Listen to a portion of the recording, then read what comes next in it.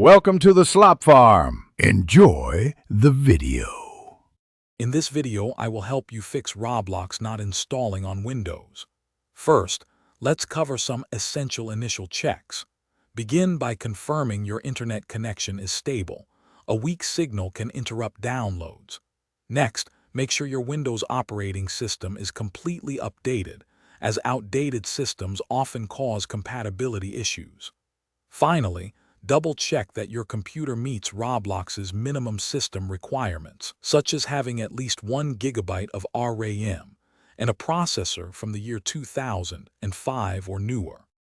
Moving on, let's tackle some common software-related solutions. Try running the Roblox installer as an administrator. This often resolves permission conflicts that prevent installation. Your antivirus or firewall might also be interfering, so temporarily disabling them could help. Remember to re-enable them afterward for your security.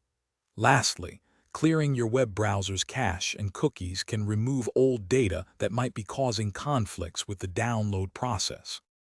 Now, let's delve into some more advanced system adjustments. A clean slate is often best, so completely uninstall any existing Roblox files before trying to reinstall.